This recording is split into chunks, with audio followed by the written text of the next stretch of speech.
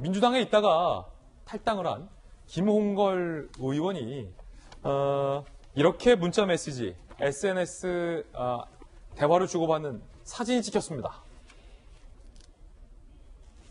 의원님 차가 아닌 일반 차가 좋을 것 같습니다. 기자들은 마지막 휴일날 조사할 것으로 생각하고 일단 고급 승용차를 주시할 것으로 예상됩니다.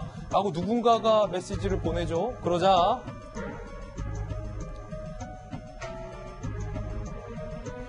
김홍걸 의원이 차 바꿀까?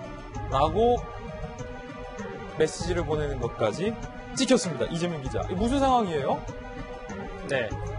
지금 이제 김홍걸 의원이 재산 축소 신고 때문에 검찰에 고발당해 있죠. 그래서 검찰이 소환 조사를 할 예정인데 아마 내일 오전 10시로 지금 소환 통보가 된 것 같습니다. 이게 언론에 알려지면서 김홍걸 의원 입장에서는 최대한 언론의 취재진을 피하기 위해서 고급차 대신에 일반 차로 차량을 이용하는 게 어떻겠냐 이런 이제 상의를 한 거고, 또 하나가 이제 시간을 조정하자 이런 내용도 이제 문자 메시지 포함되어 있었는데 결국 시간을 조정해서 일반 차를 타고 들어가서 취재진을 따돌리자 이런 논의를 지금 김홍걸 의원실의 관계자들과 지금 한 것 같습니다. 근데 굉장히 좀 씁쓸한 게 뭐냐면 김홍걸 의원이 재산 신고를 축소했다 할 때도 이제 10억 원 가량의 아파트 분양권을 신고하지 않았거든요. 상가 지분 이런 걸 신고하지 않았는데 당시에 김홍걸 의원의 해명이 이거였죠.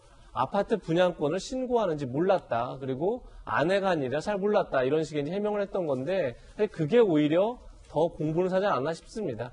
그런 점에서 그리고 또 이제 강남 아파트를 다주택을 이제 처분한다면서 사실상 또 차남에게 둘째 아들에게 징역을 해서 논란이 되기도 했었는데, 논란이 일어날 때마다 어떻게든 그저 해명을 하고 모면하면 되는 거 아니냐 이런 식으로 이제 대응을 하다가 오히려 논란을 키운 측면이 있죠.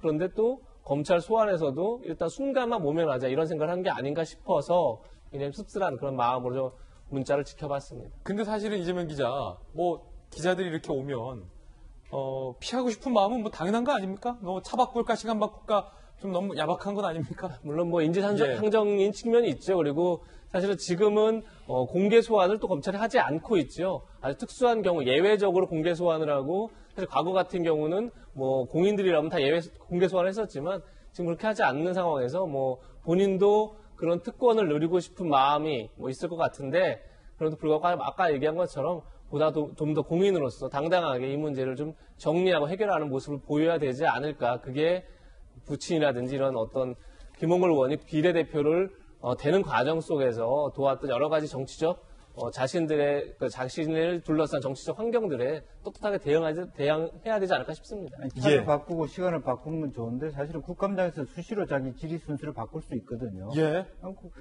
순서를 뒤로 하고 자기가 밖에 나가서 조용하게 통화를 해서 이렇게 정리해도 될 것을 굳이 앉아서 그걸 말하자면 문자로 주고받는 것 자체가 사실은 좀 대응이 한심하다 그렇게 생각이 들어요. 예. 패널들의 개인견을 들어봤습니다.